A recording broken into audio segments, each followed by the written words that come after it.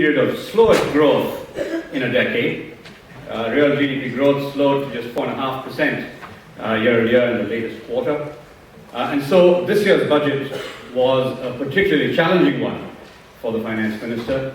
He was having to grapple with both the need to rein in the fiscal deficit, which is still running at closer to 5.8% of GDP. He needed to rein that in to 5.3% by the end of this month, and rein it in further, he said, to 4.8% by next year, by the end of March 2014. So that was his first key challenge. But the second key challenge was to also ensure at the same time that he did enough to improve the investment climate to ensure that the economic momentum could be turned around. And all this at a time when this government is really on its last legs. It has about 14 months to go in its current term in office. And typically the last budget of a government is the most populist budget, in India especially. So given that these were the challenges, how has he dealt with them? Well, he has come up with a fiscal deficit target of 5.3% of GDP for the current fiscal year, which now has just about 3 weeks to go, and 4.8% for next year. I think to some degree he has succeeded at least in meeting the basic goal of credibly raising sufficient revenue and cutting back on expenditure to get close to these targets. I think it's very unlikely we'll get to 4.8% of GDP next year. Let me just show you a few reasons why it'll be a bit challenging.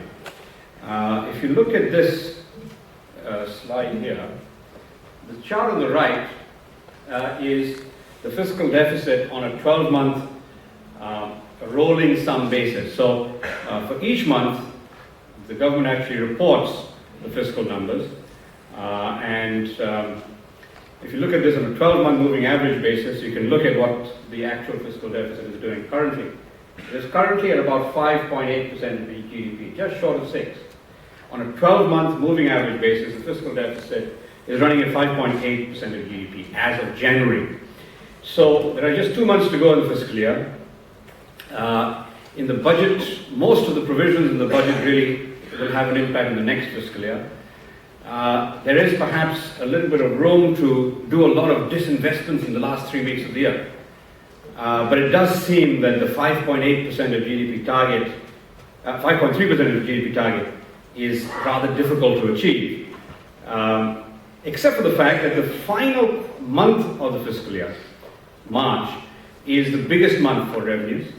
And so if all goes well, including things like the increases in gold import duties and so on, then we'd probably get to about maybe 5.4, 5.5, slightly closer to that 5.3, but I think 5.3 would be quite difficult to achieve.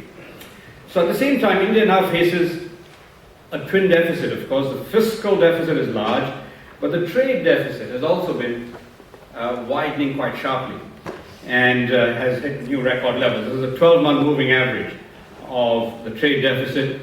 This year, the current account deficit for India should be about 4.5% of GDP. That is a record for any fiscal year. So the economic backdrop is not at all propitious. But what has he done to deal with this? I think the key aspect is he has raised import duties on gold and silver to try and ensure that some of India's enormous appetite for the precious metals results in a benefit to the government as well, and we get a little bit of a reduction in those imports. But clearly this remains a very significant challenge. The other challenge that he faces, of course, was the growth challenge. And let me just point out what the growth challenge is. This is the real GDP number for India. It's been decelerating rather sharply. Now, 4.5% GDP growth in the latest quarter. is really dismal for a poor developing country. India should be growing 9 to 10%. And the reason why it should be growing 9 to 10% is best illustrated by pointing to this. Sorry, I think I overdid that.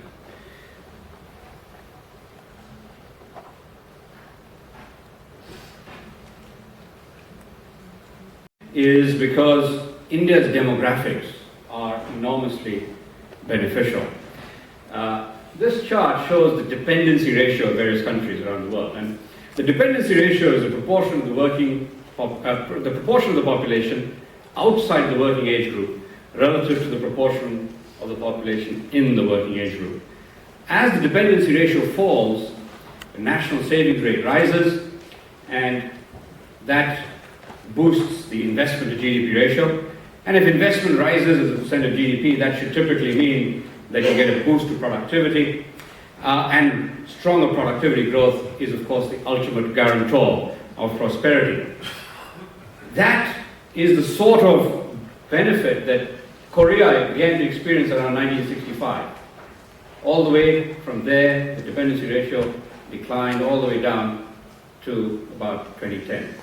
And in China, it began to happen in 1978 or so, and continued until last year. From this year onwards, China's dependency ratio starts to rise. Korea's began to rise about 2 or 3 years ago. Japan's began to rise in 1990.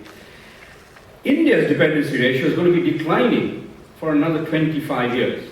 So during that period, the savings rate should be rising, the investment to GDP ratio should be picking up, and the economy should be accelerating substantially further, which was what was happening until about 3 years ago. But the economic slowdown that has now occurred over the last 2 years is a very serious challenge, and it is something that requires aggressive action. To some degree, this government began to take some of those actions.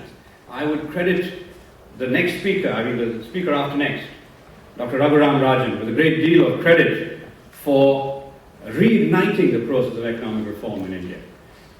Soon after he took office as Chief Economic Advisor, you began to see a whole spate of economic reforms. India raised fuel prices and opened up several sectors to foreign direct investment. In particular, multi-brand retail, aviation, insurance, etc. So with that, there was a new burst of economic reform, coupled with the fact that oil prices were raised, thereby reducing the subsidy bill, which would have an impact in the current fiscal year, but also in the next fiscal year.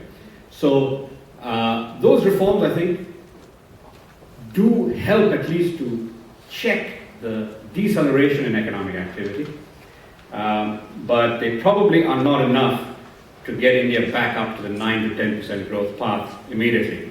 So we probably have to depend on next year's election to bring about the changes needed to really get growth going again. As I said, given the demographics only come once. This sort of demographic dividend is not going to be repeated. So India has another 20 years to benefit from this demographic dividend. This is an opportunity not to be missed. Unfortunately, the last 2 or 3 years have been rather bad on that front. Now, one very important aspect of why the fiscal situation is this dire is because this government has gone on a spending spree. Normally, I'm a real bull on India. I've been a lifelong bull on the Indian economy, so it's a bit painful to be standing here talking about all that has gone wrong. Unfortunately, much has gone wrong. So there's no getting away from the fact that much has gone wrong in the last 2 or 3 years. In particular, there's been a burst of populist spending on something called the NREGA, National Rural Employment Guarantee Act, that is one major cause of the deterioration of the fiscal balance. Second, of course, the government was quite slow with subsidy reform. There has certainly been significant progress on that front. This year's budget includes a provision of 10,000 crores, or about 100 billion rupees, for something called the Food Security Bill. I would say that this is the thin end of the wedge, or the small part of the iceberg that you can see above the surface. Below the surface, there's lots of ice. So this is the thing that can sink, that can sink the Titanic of India's fiscal position. Only a provision of 100 billion rupees for the food security bill.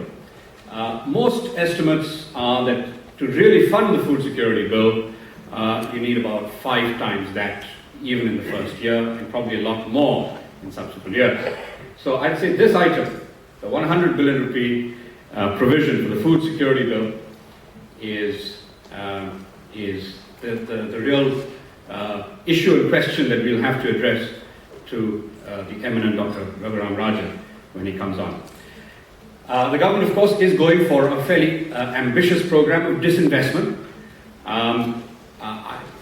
This finance minister has been a little more aggressive with that, but this year's disinvestment target will be missed, and next year's will be quite difficult to achieve. But the point is that disinvestment is another aspect that this government wants to do quite a bit of. Also, I think the government, towards the end of the fiscal year, may require the public enterprises to pay larger dividends to the government, and that too will provide a basis for stronger, the introduction of an investment allowance. An investment allowance is something that in Singapore and Malaysia is taken for granted. Anytime you invest, you're able to take a very substantial allowance and pay lower taxes on it. India has introduced an investment allowance in this year's budget, which I think is positive. This is especially important for the simple reason that the slowdown in the economy over the past year has come primarily from a slump in capital goods output. Capital goods output collapsed over the last 2 years and is beginning to turn around, but is not quite in positive territory yet. If you look to this period, most of the growth in India's economy since 2003 has come from a massive investment boom. Of course, if you invest more, that boosts productivity and boosts prosperity across the economy. If you're investing less, then you have a real problem. And so turning around investment spending is really the key aspect of this year's budget. And I think the investment allowance certainly is an important provision helping to bring that about. And hopefully this is the end of the slump in capital goods output. We begin to see capital goods doing better.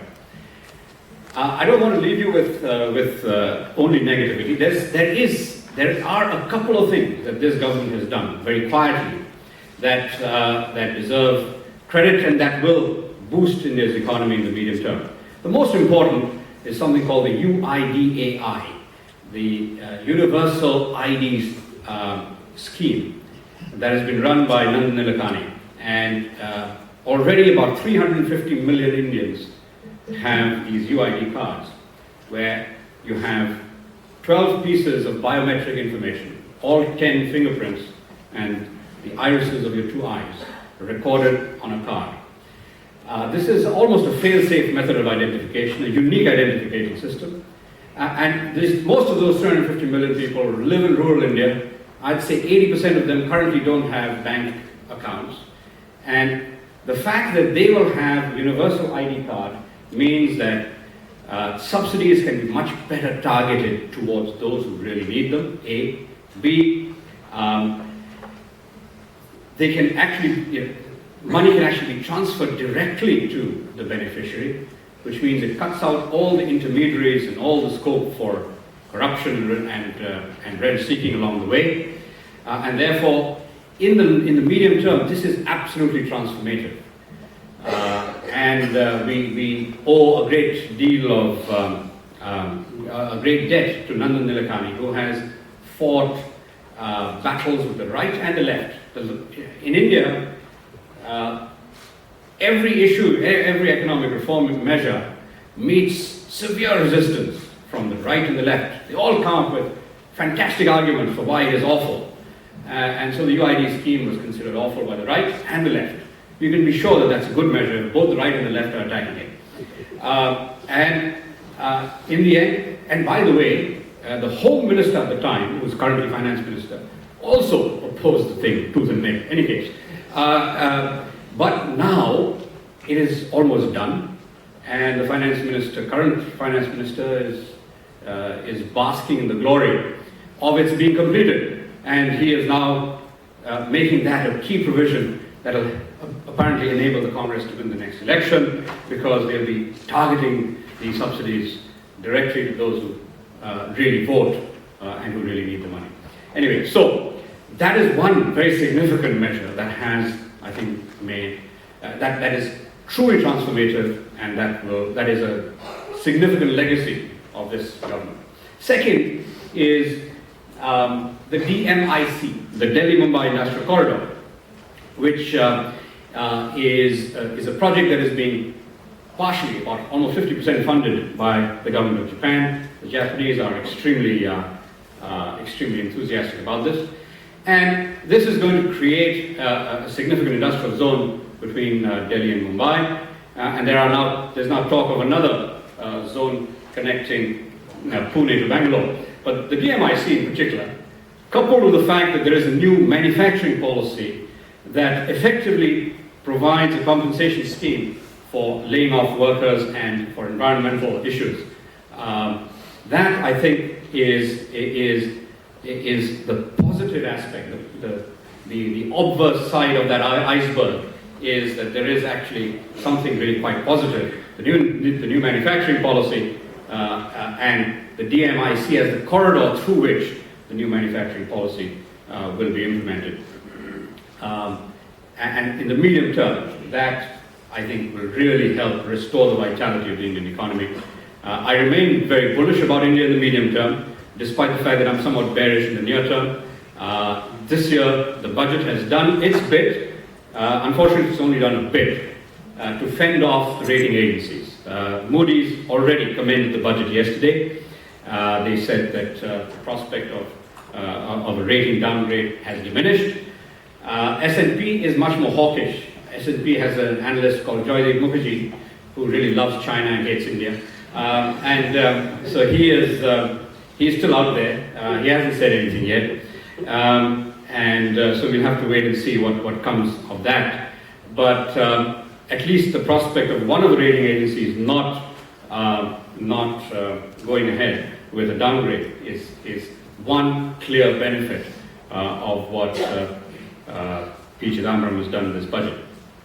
Overall, then, I think this budget will provide at least a modest boost to economic growth. Despite all that I've said, there is the UID, the new manufacturing policy, the DMIC. So all of that should ensure, along with the new investment allowance, that real GDP picks up to slightly over 6% in the next fiscal year. With economic growth picking up a little bit, you automatically get a boost to revenue, of course, and so the fiscal deficit should be in the region of about 5% of GDP in the next fiscal year. That is still an acceptable level. 6% is a danger mark. 5% is kind of acceptable. 4.8% would be lovely, but it's unlikely to be achieved. But at any rate, the improvements are modest, and that's why the stock markets haven't responded all that favorably to it. Chidambaram's reputation is based on the 1997 budget, which was actually never passed by Parliament, so happens. It was called a dream budget. So the markets always expect that there'll be another dream budget from Chidambaram, and most of the time, I'd say 6 of the 8 times he's presented a budget, he is disappointed. This time he disappointed less than most other times, and so we get a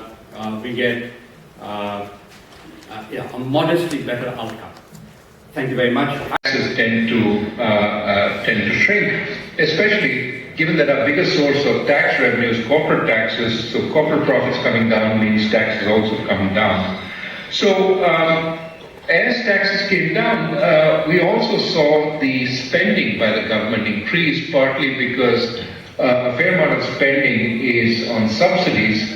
And at times that, for example, the world oil price goes up or remains high, these subsidies also increase. So spending up, revenues down, government fiscal deficit expanding, that was yet another. So falling growth, government deficit expanding, two big problems. And a third big problem was that households, seeing high rates of inflation, decided to invest in assets which were more inflation immune, more specifically housing and gold. And what you saw was a substantial expansion in gold imports last year, as well as this year.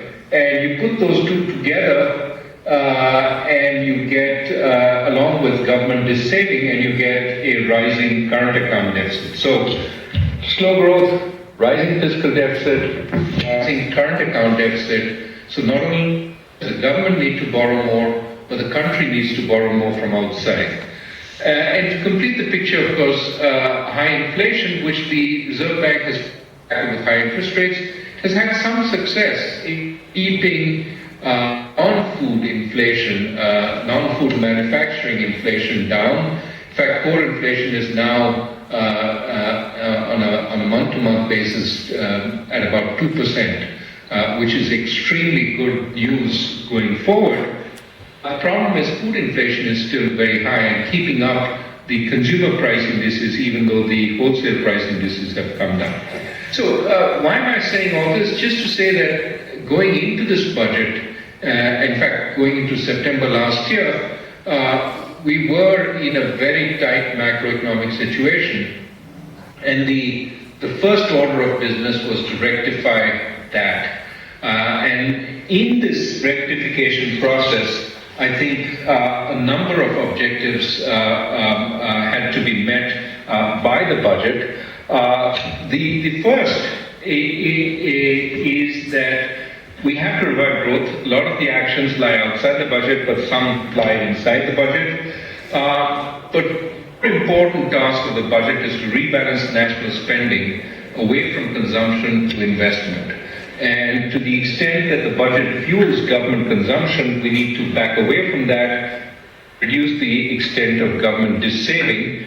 One of the big things that we had to do before the budget and continuing into the future is to reduce the extent of distortionary that the government spends money on.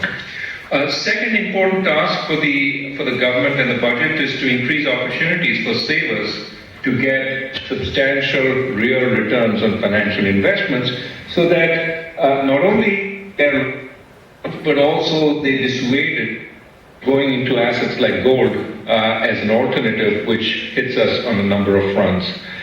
Third, part of the growth process is to remove bottlenecks to investment and to improve job creation. Again, a number of actions have been taken outside the budget, such as the Cabinet Committee on Investment, but the budget can also provide targeted incentives, targeted because we don't have that much money to improve some of these things.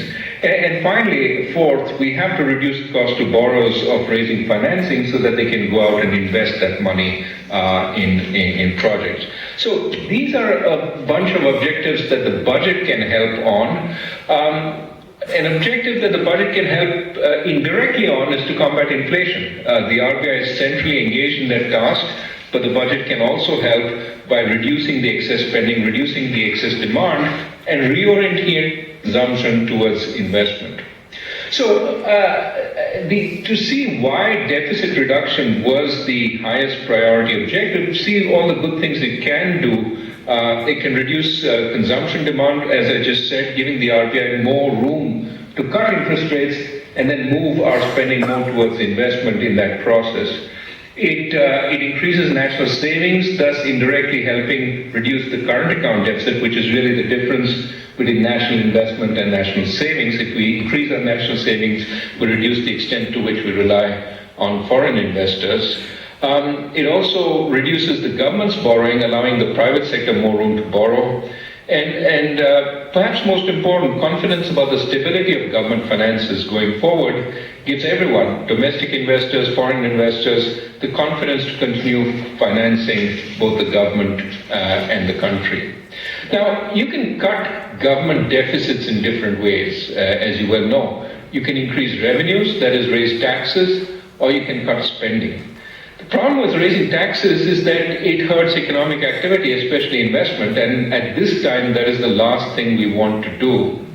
Cutting government spending is also damaging to economic activity, as the growth austerity debate that you see in the West suggests. But in situations like ours, it is sometimes the lesser of two evils. And to the extent that in cutting spend, cut distortionary subsidies, we can actually both and the quality of growth. Let me give you one example. We subsidize diesel and we subsidize electricity, in fact, to the point that it's free in some states. Now, in the north of India, rich farmers run their pumps all day, irrigating their fields by drawing water out of deep artesian wells, growing deeper by the day as water is depleted. So the water table depletes, we irrigate fields, and typically larger farmers with bigger pumps can reach the water table while the smaller farmers can't. So the smaller farmers see their crops wither or do not so well, even while the larger farmers use that scarce water to produce rice. And so the water poor north exports rice, which essentially is water. I mean, most agricultural economists will say when you export rice, you're exporting water. We're exporting water when we are actually water scarce. So subsidies here, as you can see, make us produce the wrong crop, increases income inequality, and essentially depletes our agricultural future. This is one of those subsidies, subsidies to power, subsidies to diesel, which, if reduced at least on this dimension, will actually help improve growth, the quality of growth, and reduce income inequality. It would help on many fronts. So we have taken some actions on subsidies before the budget. We have raised diesel prices. We have allowed oil marketing companies to continue raising them regularly. We've also given raised power tariffs as a condition for helping them restructure the debts of their distribution companies. I'm not saying we've reached the end of the road on subsidies. We are. Even as I speak, there is discussion in government circles on the need to bring the fertilizer subsidy down, and perhaps if we were to want to immunize the budget against changes in oil prices, we should think about freezing the extent of the diesel subsidy. That's something that we ought to consider. But the point I want to get to is the big idea in the budget, which may seem like one into it, is to contain a variety of spending so that the budget deficit is brought under control, down from look like hitting to the 5.2% that the government will hit this year, and the 4.8 that's targeted for the coming fiscal year. Now, in making these cuts, there is a certain amount of confusion amongst analysts, which is why we get all sorts of claims that we haven't cut spending. There are two parts of government spending. One is called non-planned spending, which is things like government salaries, and the other is planned spending, which is part of the various plans that are in place, various programs that the government has announced over time. Now, people tend to see the difference between these two as spending is current consumption by the government, planned spending is long-term investment. It's not quite that. Over time, the difference between the two has got blurred. So a lot of planned spending is really spending on a variety of government programs, some of which entail current consumption. So if you want to cut spending, non-planned spending is very hard to cut because a lot of the items are already fixed by various laws, by various commitments. So you really got to hit at planned spending, but within planned spending you have to be judicious and cut the parts, cut the fat, so to speak, rather than cut the muscle. And in 2012, as soon as saw that we were in danger of exceeding the budget target significant amount, starting in August, September, started taking actions to start reining in spending. The hit went to planned spending, in part because planned spending itself had been tremendously according to the budget for the year. So there was a lot of increase that was budgeted. There was a feeling that the government would not be able to spend all of it well and carefully, and therefore we could cut. But we could cut without cutting into muscle, but cutting the fat. And as a result, when you look at the budgetary numbers for this year, we've cut planned spending a tremendous amount and therefore made the numbers. There has been a real cut in spending. And given that we've shrunk budgeted the spending on planned expenditure this year, we could increase the spending for next year and still achieve fiscal targets. So when the analysts look at the numbers which reflect the increase, they say, oh, the government hasn't really cut spending. Well, it has, because it cut this year and therefore could still manage an increase next year and at the same time not exceed its budgetary targets. Now, of course, a lot of commentators worry about what might happen over the next year, which is an election year, and whether we will start spending again in a big way. It's hard for me to predict what will happen as a result of elections, but what I do want to emphasize is the finance minister has said repeatedly that he aims to hit the 4.8% deficit target without bells and whistles, that if we look like we are exceeding that target, there are measures that he can take and will take in order to meet it. So that's in some sense, that kind of statement should carry some credibility, especially given what he has done this year, relative to where a lot of analysts did not believe that we would bring the budget in at below 5.3, and it's only in recent weeks that they have come to believe that it will be possible. I think they should have the same level of credibility for next year. The second big sort of concern in the budget is that we have increased taxes on people while we haven't cut spending. Again, I told you we have cut spending substantially, but as far as taxes go, the entire additional revenue raising this year is 0.2% of GDP, 0.2 percentage points of GDP, around 20,000 crores, which is really a minuscule portion of the budget. It has been, in a sense, blown up as, for example, this what is termed the tax on the super rich. First, this is a temporary tax. It's a small tax. The so-called rich, I don't want to call them the super rich in this country, are taxed at much lower rates than, for example, in any European country or even the United States. But the tax to be vindictive in any way, it was merely an attempt to raise revenues a little in a time of difficulty, and it is meant to be temporary, and hopefully it will be a temporary tax. The whole intent behind the budget was to stay with a framework which people have gotten used to, which is 3 slabs taxed at 10, 20, 30, and not change the fundamental structure of the taxation regime to create some credibility for that.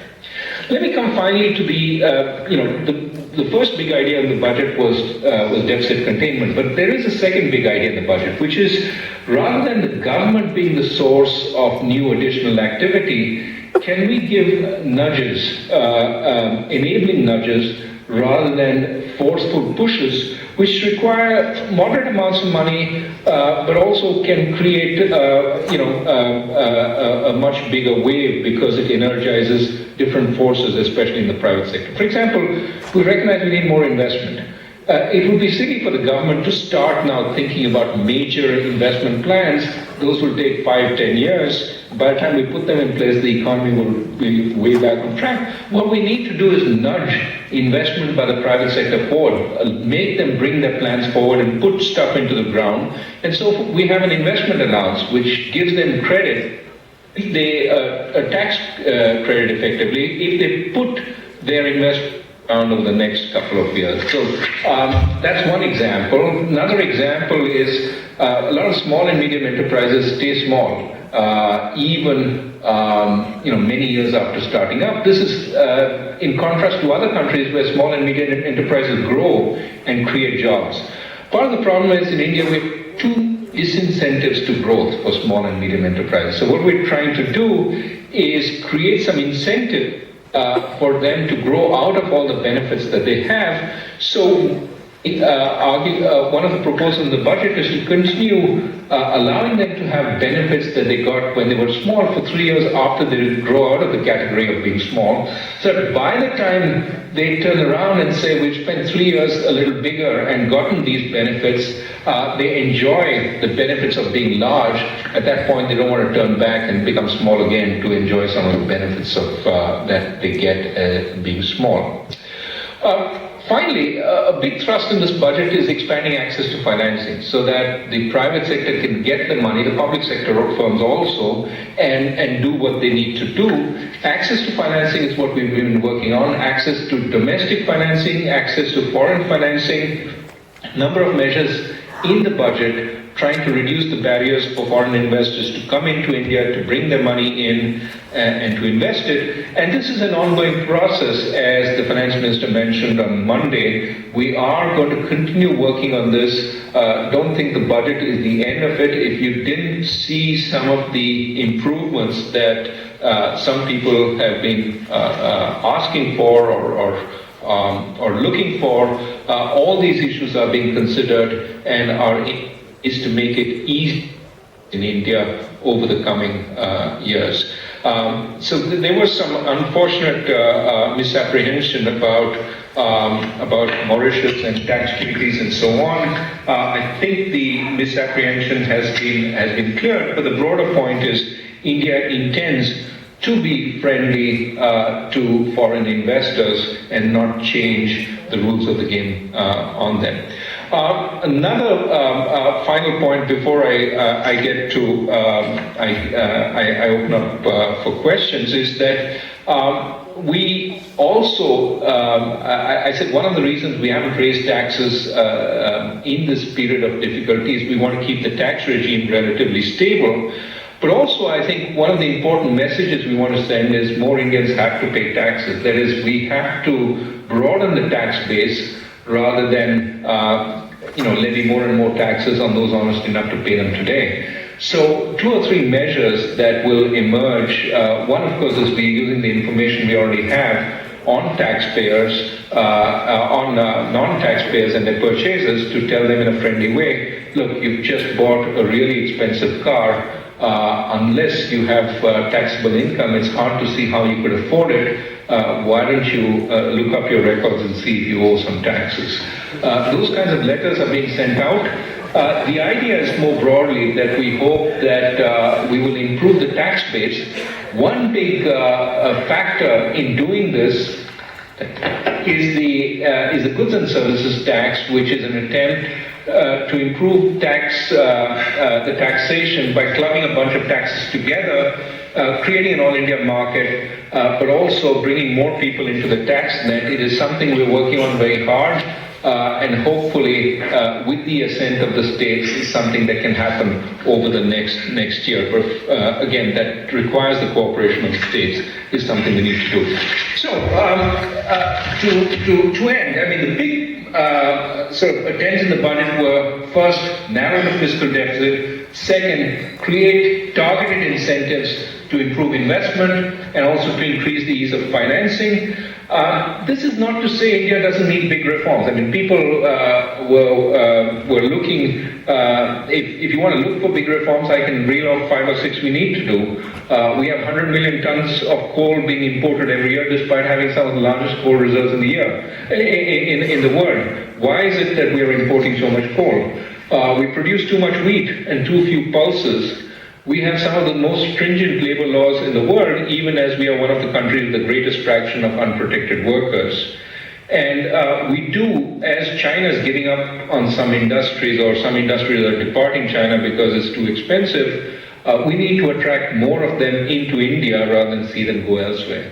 There are many things we need to do, but also there are many sources of opportunity in India, and we are certainly next to China one of the fastest growing large countries in the world. But in the coming years, there are massive new opportunities which are going to emerge in India. For example, the Delhi-Mumbai Industrial Corridor, which is being contemplated, $90 billion of investment over the next 4 years, It's a massive project which will create 8 new cities, major ports, new airports, but also hopefully, and this is my hope, that we will ease the way for manufacturing by both creating infrastructure, but also reducing the regulation on small, medium, and large enterprises, and we'll create great new industrial cities which will make India more of a manufacturing hub in the world.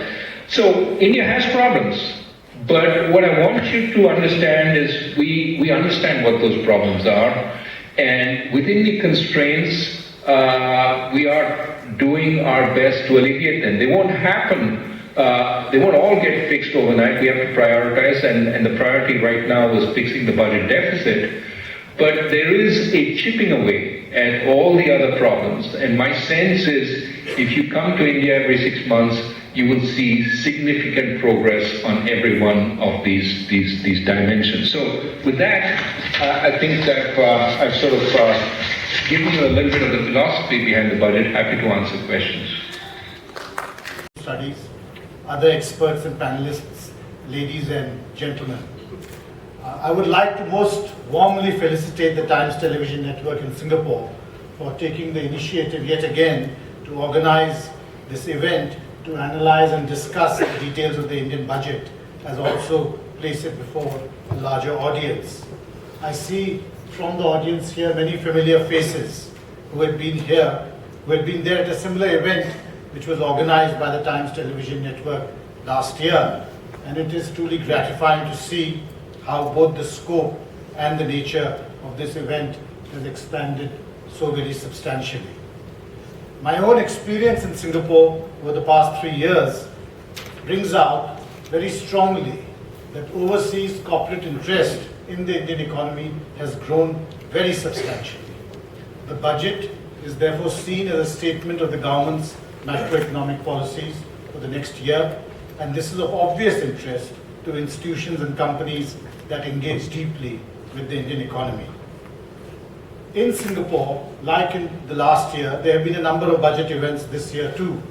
Recently, at the Singapore Management University, our Chief Economic Advisor addressed an audience comprising foreign institutional investors on key points of the budget. I believe some other workshops and events have been organized by professional bodies. Today's event is, however, distinctive because the audience is fortunate to have a combination of very seasoned economists, practitioners of public policy, as also other journalists and experts to address us. I particularly look forward to hearing the views of Dr. Narayan, since he has himself been the architect of a number of budgets, and if I recollect, some of them in very bad economic situations. We are also fortunate to have with us Mr. Swaminathan Iyer to talk to us about the budget. For many of us in India, what we know about the Indian economy has been gleaned from his columns. And to that extent, if we are wrong, some of the blame must devolve on him too. I'm glad to find that the Institute of South Asian Studies is associated with this event. As you are aware, this institute has acquired a very strong reputation for the scholarly and serious study of India, and it provides a platform for a number of distinguished economists and scholars, some of whom are present here today. I congratulate the Times Now Network for constituting the panels so that we get the right mixture of economics, public policy, and market-oriented perspectives on the Indian budget. Thank you very much for inviting me here today, and I greatly look forward to very fruitful proceedings. Television Network, Institute of South Asia Studies, and other partners. Distinguished guests, ladies and gentlemen, it gives me great pleasure to warmly welcome you all to this event, the India Budget 2013, organized by Times Television Network, part of the Times of India Group. I thought it was a leading media group, but it sounds like it is the leading media group in India. I personally represent the Singapore Business Federation, and within that, the South Asia Business Group. As you're aware, and as was just mentioned, the Singapore Business Federation is the apex chamber of commerce in Singapore. All the other chambers of commerce are affiliated to the Singapore Business Federation. Within this federation, the South Asia Business Group focuses on developing and facilitating business ties between Singapore and South Asia. Within South Asia, the key focus countries are obviously India, Sri Lanka, and Bangladesh at the moment. The facilitation is done through a variety of programs. There are business delegations organized to various parts of South Asia, the information exchange programs, and also it includes organizing and supporting events like the one today. I would like to thank again the Times Group for organizing this very topical event to review the budget and inviting some of the well-known and leading experts to share their knowledge and experience. More specifically, Naveen, he's done a commendable job along with his colleagues to bring this event to Singapore. As we know, the India budget has come at a time where economic growth has been slowing. There's fiscal deficit and current account deficit at fairly high level. And also inflation has been pretty high, although less stubborn of late. And the elections next year always makes us look at the budget very closely. And I know that there is a distributor of Mercedes in Aurangabad who's been particularly disappointed because there were no write-off of rural agri loans. The last time this happened, he sold 100 cars in one day in Aurangabad. I think the good big turnout that we see here reflects a keen India and Indian budget, and that's understandable for a variety of reasons. Trade between India and Singapore has been growing quite strongly, strong double digits. India is now the 10th largest trading partner of India. Singapore and India have grown by about 30% in the last 2 years annually in terms of the trading transactions. India is also one of the key emerging markets for investment by Singaporean companies and also by global companies who are based out of Singapore. Lastly, as we all know and we have read, there are 4,000 Indian companies who are now registered in Singapore. So obviously there's a lot of interest from that growing segment as well. On that note, and without further ado, I would like to thank everyone for taking time off today and look forward to a stimulating session ahead. Thank you very much. Is what we are going to discuss over the next 10 minutes. And there is no bigger picture in India than politics. So to avoid going over the same ground in two different sets of discussion, what we have decided is that for the first 10 minutes in this tete-a-tete with Swami, we are going to focus on the politics of the budget. And later, when we have the other panelists join us, then we will cover economics. So the politics of this budget, Swami. Now, you have written in your column that this budget did not give away freebies. It was not a populist budget. It was very unlike a pre-election budget.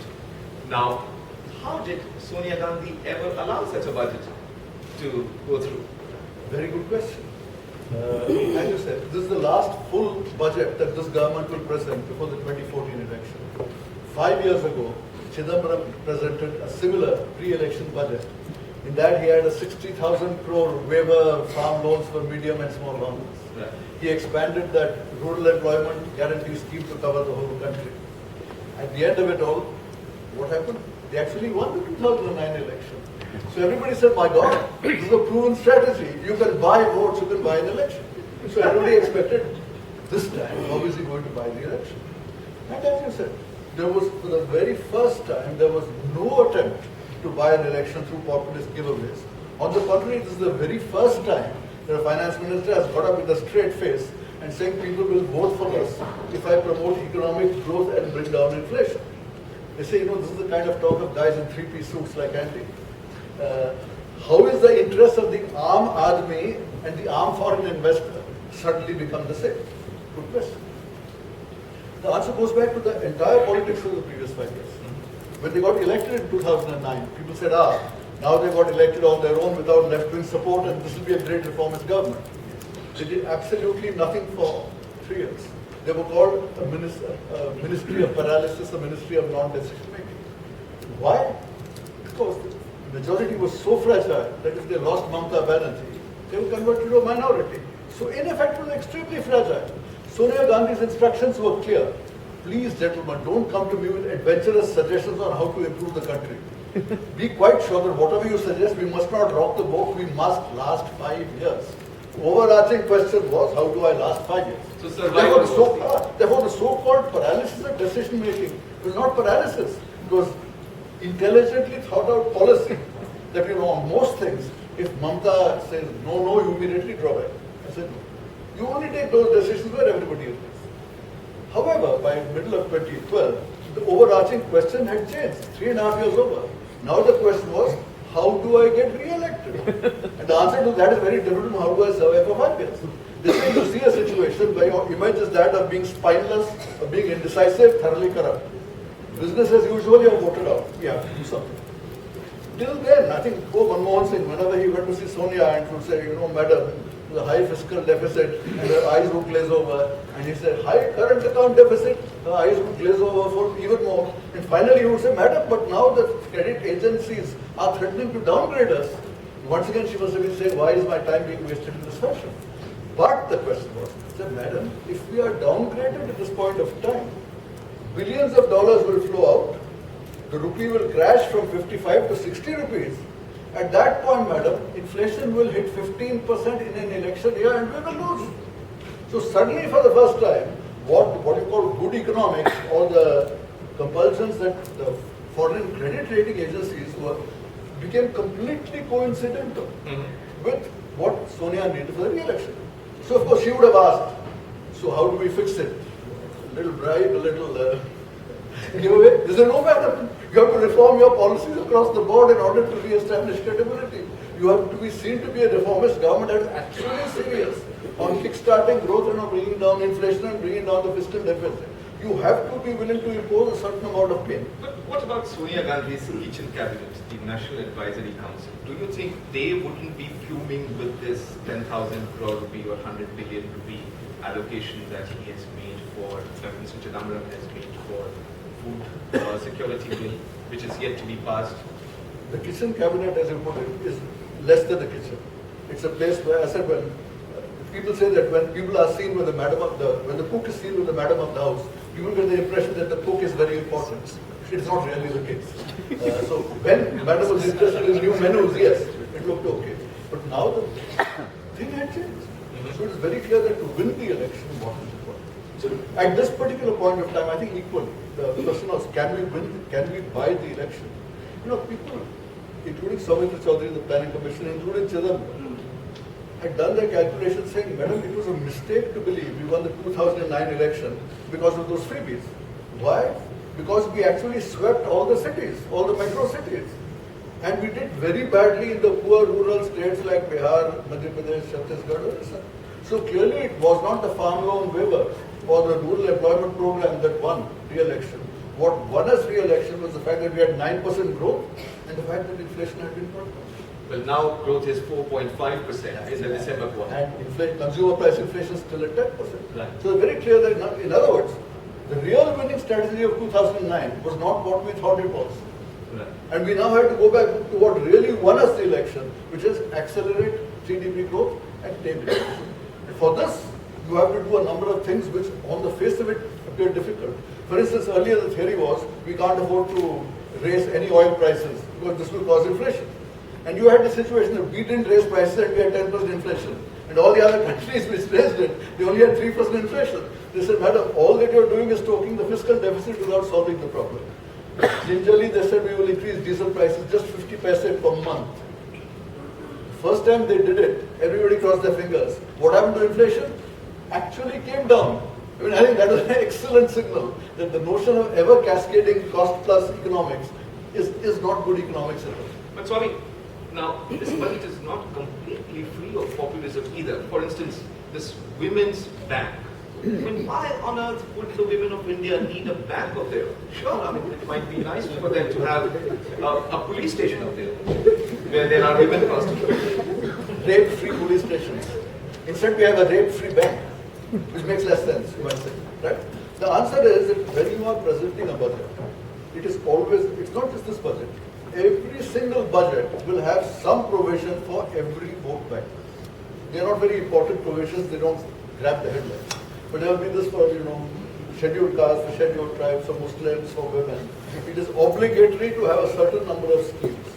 Many of those are typically financed not necessarily by the budget, by the nationalized banks or by somebody else. So there had to be something. So in this thing, since people are saying, what are you doing for the ordinary man? So instead for women, I'm putting up a bank. For the youth, I'm creating a new skilled employment program. He's put 1,000 crores for that also. And he has put food security, yes, a modest allocation of for a modest But sum. could it go up later during the year once the bill is passed? That's the major fear. It will go up. In the first place, we are not quite sure how it will work. But if the amount of subsidy is fixed, it may not go up so much. If the price remains fixed, right now you say I'm going to give rice at 3 rupees and wheat at 2 rupees. Now suppose the price at which the government buys goes up, then what happens to the same price? There's still no clarity on how they're going to fix that. But the immediate outgo in this year is going to be limited. It could go up later, but if this particular crowd gets re-elected, I think they now understand that there has to be a fixed subsidy, not a fixed price, whether it's diesel or food. Right. Now, given enough time, Swami, I'm sure that you and I can also come up with a spreadsheet which will show FY14 fiscal deficit at 4.5%, nicely coming down from 5.2%. We can also show capital spending going up at 37% and the government's consumption spending growing only moderately by 11%. But are these assumptions realistic? I mean, can ministries really spend 37% extra capital spending? You got it. The answer is no. And any ministry struggles to increase spending by even 20%. But that's where the question comes in. Actually, partly it can be done because what they've really done is they've postponed lost spending from March to April. So it looks as though there's a great pullback in 1 year followed by huge expansion in the next year. Smoke and mirrors. Basically, we just put something from 1 month into the other. And because it's all cash budgeting, so... That's right. But over and above that, I think that is where the question always exists. In terms of non-planned spending like salaries, interest, cost, defense, the ability to cut in the middle of the year is not much. In the case of planned spending, it can be cut and has been cut in the past. So that is the cushion he has. It is not the best form of budgeting. It is not the best way of expenditure control. But it's the only one that he has. That is the one that will be exercised if during the year we find that either the revenue or spending projections are going out of line. Now, Swami, we will continue our discussion when we have the other panelists, but before I let you go and to end this tete-a-tete, now you have been giving marks to Indian budgets and you've done it for how many years? More than 10 years. How many marks out of 10 do you give this budget? I gave this budget 7.5 out of 10. I think it's the highest mark I've given in the last 10 years. I truly believe it's an act of boldness, a huge gamble, a risky one, a courageous one, and one I think that will actually work. Thank you very much, Swami. To this budget. But what is your feeling? What is the economics of this budget, and does the economics make sense? Right, Abby. I think I'm going to fashion my views like E.T. now, give the headlines. Okay. First, I think the budget process began in September 2012, where quite clearly the twin deficit issues were getting addressed.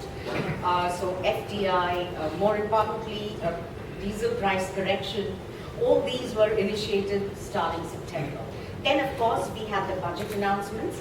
And I think this process is going to continue right through the budget session, very importantly, because it's not just the budget arithmetic, but critical bills are pending in the parliament, like land acquisition, pension, insurance, which will go a long way in correcting a lot of macroeconomic wrongs or imbalances that currently Indian economy is going through.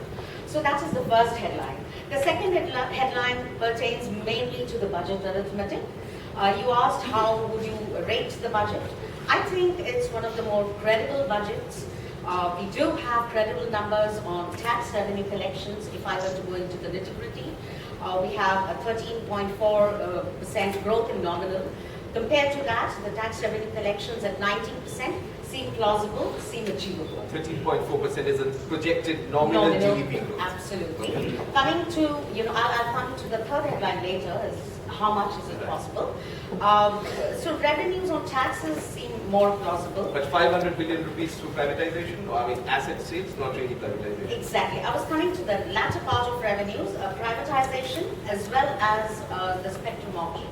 So those two remain a bit of a, I wouldn't call it gamble, but they need to be monitored, and one has to be vigilant very carefully of all these other streams of revenue that the government is putting forth. As far as expenditure is concerned, I think the switch in expenditure, this exaggerated planned expenditure of 29% is more on the back of compression of 18% in the last year gone by. So quite clearly there's exaggerated growth in planned expenditure.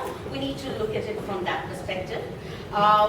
So I think overall budget arithmetic in terms of subsidies, diesel pricing, the government has promised that they're going to be doing a frequent repricing of diesel, at least at the retail level. That should correct some of the subsidy bill that we see.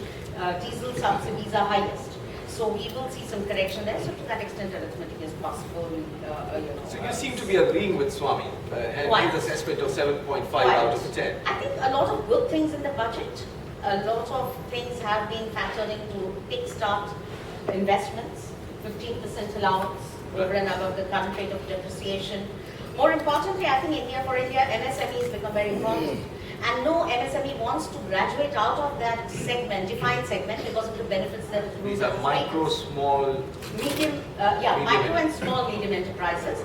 I think what the clever thing that the budget has done is allowing them to enjoy those benefits up to 3 years after they've graduated from that MSME classification or definition. More importantly, I think infrastructure, the industrial corridors, financial savings have been a biggest bane for India. We have seen gold and we have seen land savings into these two assets increasing manifold. Financial savings are a must because they impact the banking sector liquidity. So I think there have been a lot of schemes done. Overall, the third headline, and I'll close there, is, so I would rate it maybe slightly more generous than Swami was, maybe at 8, given that he could have been tempted to do big bang reforms. But I would like to repeat what I have been saying since the budget time, that when there is severe turbulence and strong headwinds, I think the captain of the ship and the pilot of the aircraft needs to steady the vehicle that he is driving.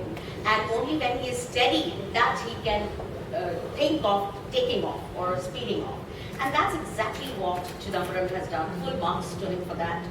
In terms of numbers, I think we are at a 6.1% growth, not 6.5, which was 6.4 that the government seems to be looking at in terms of real GDP growth. Inflation will remain a bit of a staycation. Food inflation will take time. Overall inflation at wholesale price would still be believed would be around 6.5% on an average basis. What we could see is beginning of the correction of a lot of adverse macros. We are not looking at quick fire solutions, strong headline numbers. Growth will be around 6.5. Yes. And overall, if I were to look at the summary of it, I think it's the best budget that the finance minister could have given in terms of the constraints that he was facing. Fair. All right. But let's have some disagreement here now. Manu. Because Swami and Shubhda both seem to really like this budget. Manu, you don't like it as much. No, I don't dislike the budget. I think Dr. Rao made the point absolutely correctly. Given the constraints, it is a very clever budget. My concern is it enough? I think a lot of the assumptions that go into the budget are heroic. And I think the budget number that everyone is looking at, fiscal deficit, is held hostage to the events of recently high probability. If you have a spike in oil prices, which is very likely because you have multiple flashpoints in the Middle East, the risk premium goes up, oil prices go up, and the budget is gone. Rupee depreciation is very vulnerable to that. It's very vulnerable to growth disappointing on the downside, which is also very possible. So, it's a very clever budget, and all credit to the finance minister for pulling it off. I think it's a very difficult thing to do. At least on the spreadsheet level, it has been pulled all right. But now whether it can be translated. Realistically, it is bought time, but he is held hostage to the events of high probability. Then what happens? Also, one of the other question people are asking is, what has this budget really changed? Where is the reform in this budget? There is no big idea in this budget, and again, you can't blame the finance minister for it. That's the reality. But again, I come back to surely there are some things that had to be achieved by policy. One is to get the fiscal trajectory right, and he's done it on the assumptions he's taken, but then I'm not sure whether it's sustainable.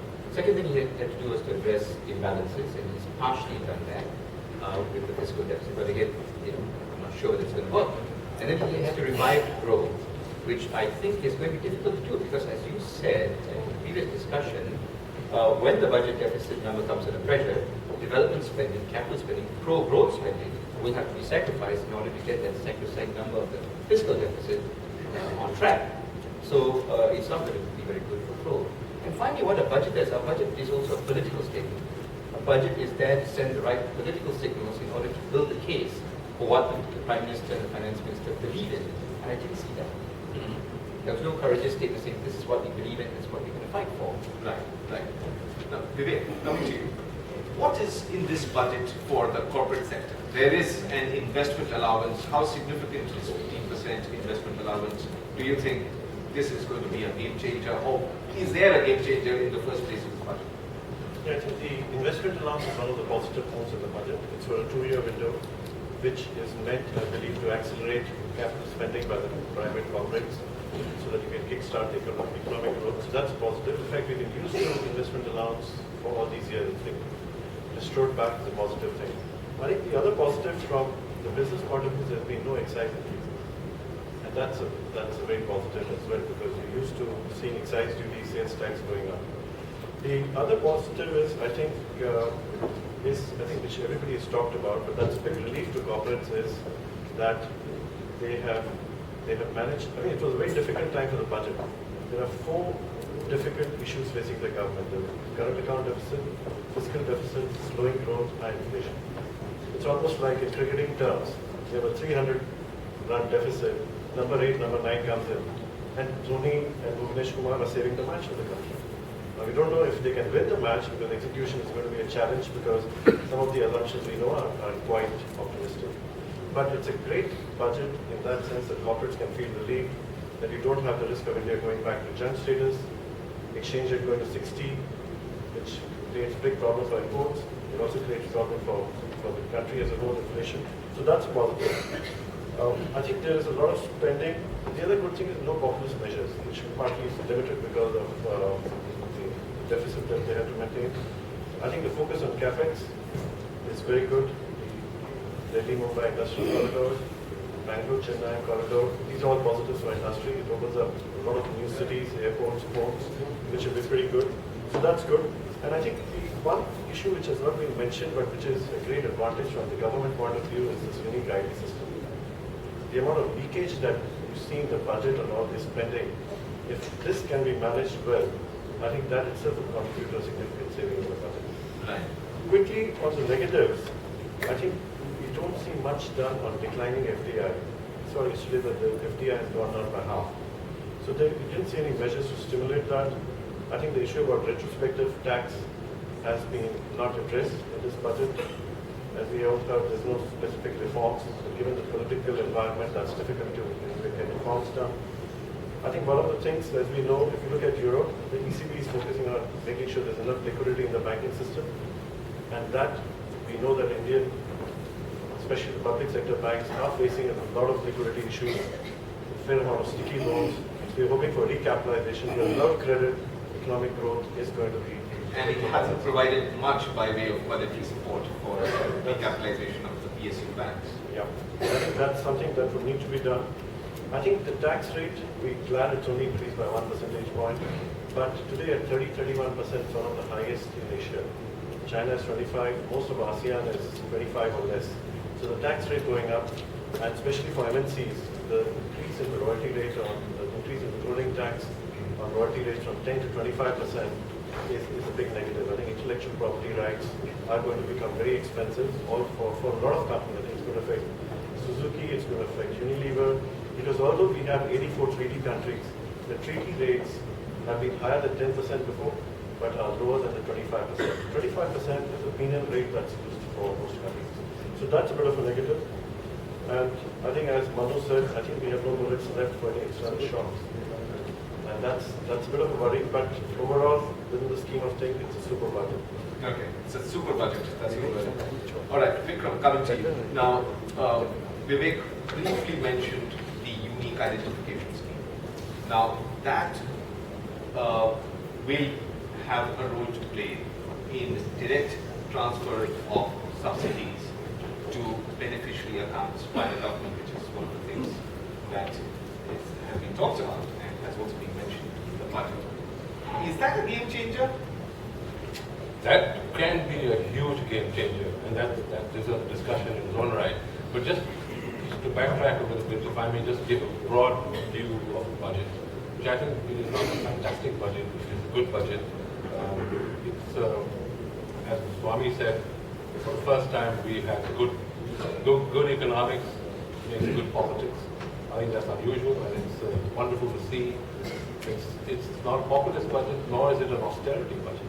And a lot of people were expecting an austerity budget, and it didn't happen. The thing is, he's kept the fiscal philosophy very simple. He's kept a three-slab tax structure, 10%, 20%, 30%. The philosophy is to raise revenue by broadening the base rather than increasing rates, except on the super rich, which I think is more symbolic. That's extended. It's only 43,000 people. So I think that's good. I have a few problems with the investment allowance, which is a wonderful thing, but why only 3 years? Somebody raised the point the other day, I think Abhijit from White's Waterhouse. Why not for longer?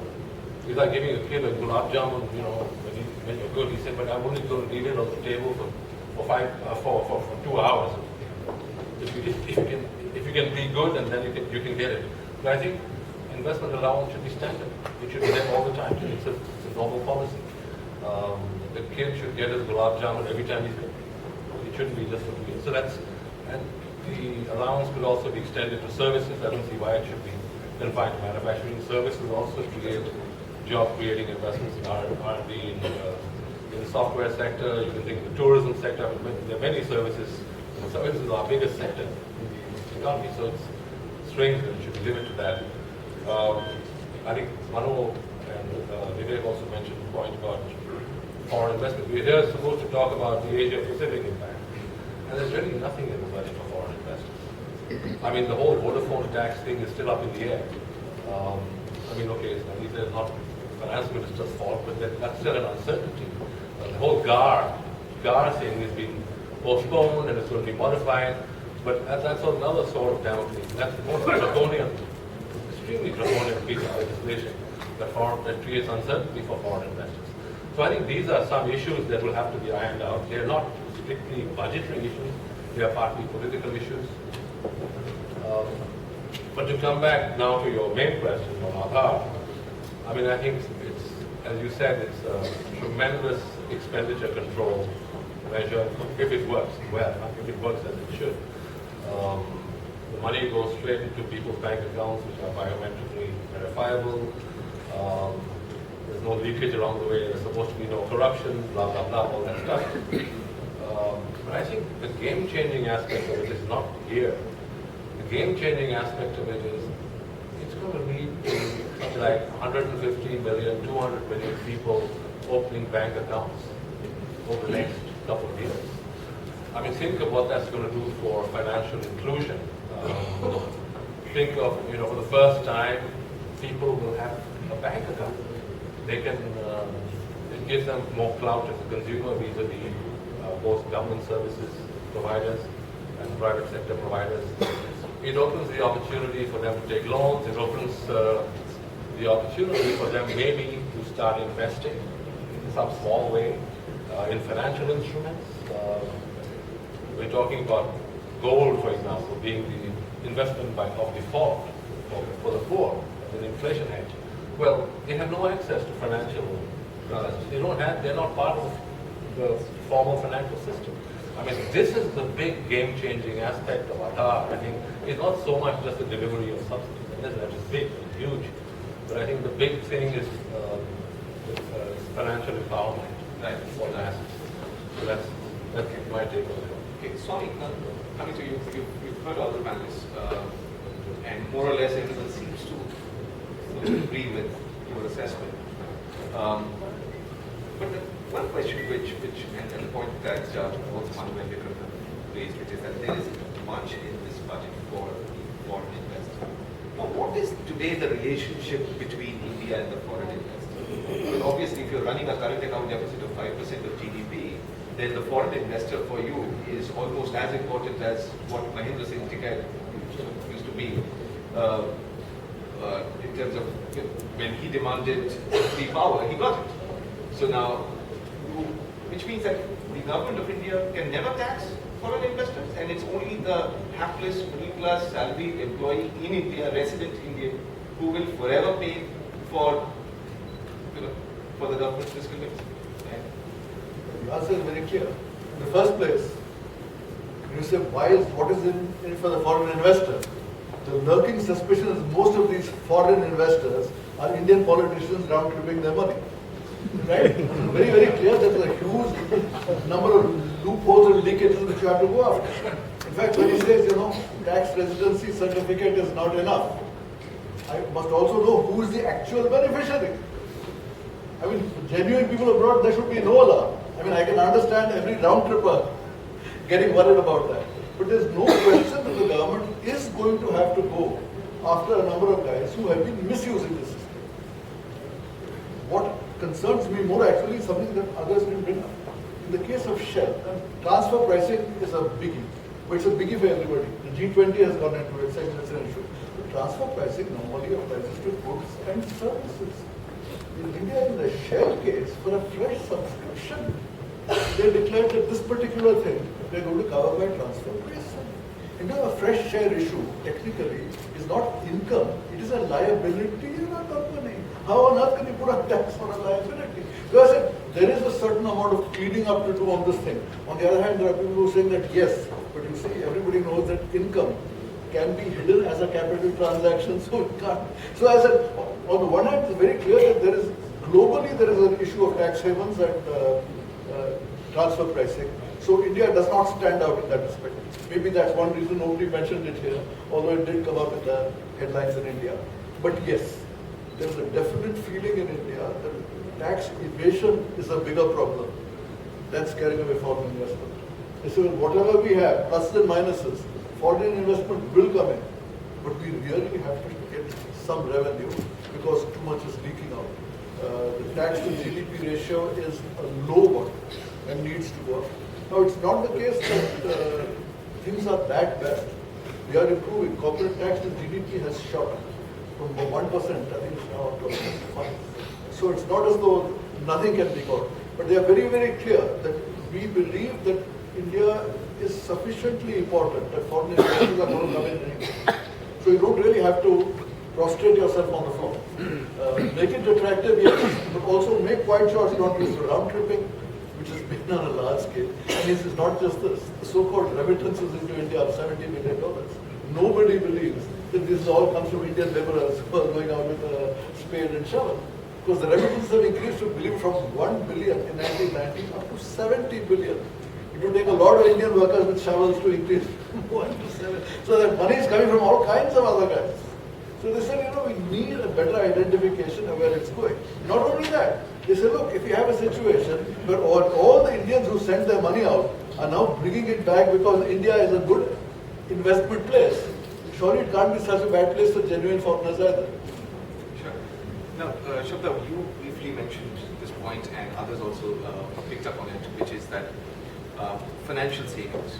Now, these are the savings which get channeled through the banking system into investments. And financial savings have declined because households have been buying gold as an inflation hedge. Now, this budget is trying to give other alternatives. For instance, the Rajiv Gandhi equity plan, inflation index bonds. Now, if you would like to talk a little bit about the inflation index bonds and whether that's a smart idea for the economy at this stage. I think it would be, this idea has been mulled over for almost a couple of years between the Reserve Bank of India and the Ministry of Finance. And particularly seeing the stickiness of our Indian inflation trajectory, we're unlikely to come to a 4.5% to 5% inflation, at least over the next couple of years, unless very dramatically the supply side of economics improves, and that's not likely to happen. So if inflation is proving to be sticky, you need alternate avenues to hedge against inflation. And I think this probably is the most opportune time to make a success of it. And from the preliminary cues that we get, I think there are already inquiries as to when is it likely to be launched. So gold yes, gold appetite in India is not going to, come down. What you really need to do is how do we monetize gold? And for that, you need to create products, embed some financial kind of features to gold, because gold savings are unlikely to dwindle. So I think we need to think some out-of-box ideas as to how to channelize gold to make it into a productive asset for the economy. And till such time, we are going to, you look at the banking sector deposit growth, it's pretty much lower at about 12.5% or thereabouts. And your investment, credit is growing much faster, so you have liquidity issues there. So I think inflation, index bonds, Rajiv Gandhi equity scheme for another 3 years, infrastructure bonds, these would probably help channelize. But I mean, one thing is very clear, that at the root of it is how quickly we are able to reverse the adverse macros. We need to look at growth opportunities. We need to look at growth reversing the deceleration mode that it is in. We need to see anchoring of inflation expectations, and we need to see at least the beginning of, addressing of current account gap and fiscal deficit. This finance minister is going to surely deliver on the budget. Remember, he has not rolled back any of the measures except for a tiny little one from 6 to 9 LPG cooking gas cylinders. So he has a track record of not rolling back any of these measures. A lot of it rides on that confidence. So unless and until we improve our macros, even for foreign investors, they're not going to get confidence in India is not able to address inflation. And because of high inflation, the Reserve Bank of India's hands are tied. They cannot ease interest rates as aggressively as they ought to be, looking at the growth cycle currently that we are in. So I think even for a monetary policy, it becomes very important that fiscal policy both of them need to work in tandem. Sure. We can't have deviation over a period. Right. Now, I will need to start wrapping up the discussion now, but if I could do that by asking maybe one question to one, which is that, now, you did mention the probability of accidents at this stage being high because of the factors that India has been controlling. Now, if you do get a situation when there is a sudden aversion among global investors for taking emerging market risk, then in Asia, it's hard to think of another economy which is probably going to be hit worse than India. I mean, it's either India or Indonesia, given that both are running current account deficits, but India is probably, but India is probably among the most vulnerable. Right. So now, how would you like to have seen some more steps being taken in this budget to particularly address or specifically address the current account? Well, there are two issues with the current account. One is that you have what are the underlying drivers of the current account? It's the imbalances that Rahul referred to. One of the imbalances is that you have excessively easy conditions, and for that you really need an independent central bank. The Reserve Bank of India is an excellent central bank, but it's not as independent as it should be. If it had been, I suspect, inflation rate would not be as high as it is today. That's a fundamental change that goes beyond the budget. And the second issue is how do you fund the current account? You fund it essentially through the capital account. Large part of that is foreign direct investment. So I must respectfully disagree with Swami here. I think you need foreign investment, not just for the real economy, but also to fund the current account deficit. And essentially what you need to do is to give some assurance on the risk side to investors, whether it is tax or some other issue, those risks are taken care of. And the other thing is that you've got to ensure that investors are not coming here out of altruism. They come here to make money, right? And you have to look at the rate of return on investment. And people are not beating their way into India because there are a lot of choices. And if you look at data for Japan's investments abroad, US investments abroad, consistently India offers a rate of return on investments much lower than lots of other countries. And it's got to get there. Right. Now, that's an interesting point. Now, Vivek, Manu said that monetary policy in India has been loose, and inflation is probably a result of that. Now, but the corporate expectation in India right now is for deep interest rate cuts. So, do you think after this budget and on the basis of this promised consolidation, the Reserve Bank of fiscal consolidation, the Reserve Bank of India is now going to give the corporate sector the lollipop that it so badly wants? Yeah, I think the finance minister's budget is obviously, the key driver has been that the RBI has been saying is fiscal consolidation. And at least on paper, the budget delivers that. Execution, I think we know there are some challenges there. So I think the door has definitely been opened for RBI to step in and do something to reduce the interest rates. I think that is hurting. There's a construction industry. Everybody, you see that there is a severe impact of high interest rates. And in a time of slowing growth, I think if we can get a respite on the interest rates, that would stimulate growth to a significant extent. I think the trade-off that RBI would do is lower rates versus inflation. And that's going to be a delicate balance. We hear that the headline numbers are declining, right? It's gone to single digits. So the declining inflation coupled with fiscal consolidation, I think does make it a lot more easier for RBI to look at taking cuts. I suspect it won't be very aggressive, be step by step, and keep a close watch on inflation. Vikram, would you like to comment with your closing remarks? Well, just one thought. I mean, I think I would agree with Swami on the need to close loopholes for round tripping. But I think I also passionately agree with Mano on the need for foreign investment. And I think it would be a sad day for India if foreign investment is put on the back burner. I mean, I agree that the priority should be to fix the macro. If you fix the macro, you immediately make your investment climate more attractive. But I think there's a huge amount of work to do on foreign investment. I think there's large sectors that, insurance being one of them. I mean, this will change the game on infrastructure financing, for example, that insurance companies, pension funds all come in. I think defense is another matter that you should go about 26%. Defense has huge technological spin-offs that we've seen in so many countries. I mean, I think that will... There are areas such as legal services, public sector banks. I mean, I don't see why public sector banks should have the gaps that they do on foreign investment. So I think there's a huge amount of work to do, and I think India has probably just scratched the surface of foreign investment so far.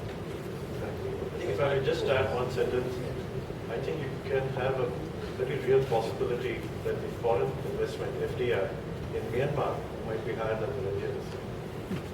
The amount of interest you see from foreign investors, global, Asian, Japan, Korea, China, and Southeast Asia, into Myanmar, and you don't see that fever in India at all. Maybe Myanmar has just opened up, but the absolute sum, 41 billion committed in the last 2-3 years in Myanmar, small economy, extremely difficult to do business with. It's absolutely unregulated. If you look at the foreign investment forms, it reminds you of the 60s of India. But people are going in because the government is welcoming. I think you need that similar positive vibes to come out for everyone. Right. I will soon be taking questions from the floor, and but before that, if I could just give an opportunity to Swami for a brief closing remark. The final wind-up is first that the budget is just one little part of a very much larger, broader program of accelerating growth and bringing down inflation, which other things have to be. In particular, there are a whole lot of business rules, and India is not an easy place for doing business. It comes 134 out of 183 countries. So there are a huge number of things to be done. Now that's where the reform process is important, as much for Indian investment as it is for any foreign investors.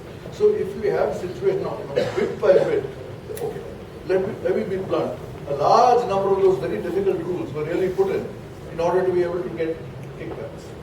With this huge uproar about corruption, actually a lot of that can no longer be sustained. We are going to get a cleaner set of things in which we also have to simplify the rules. Right now the government is going in considerable detail day after day on how do we improve the rules for increasing coal production, for increasing the ability for outsiders somehow to get into private sector to get into coal production, how do we get into expediting environmental clearance, the expansion of roads in forest areas. So on a series of these things, changing those small rules is something that has finally become a priority.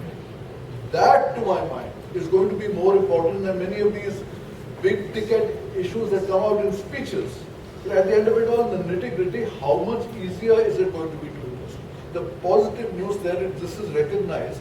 And I said, not from a point of view of foreign investment. So many Indians are saying, hey, I would rather invest in Brazil than invest in India. So the need to focus on cleaning up your act and accelerating growth, that they are finally attending to, I find that an encouraging sign. And without that, the budget by itself will not achieve much. Now I throw the discussion.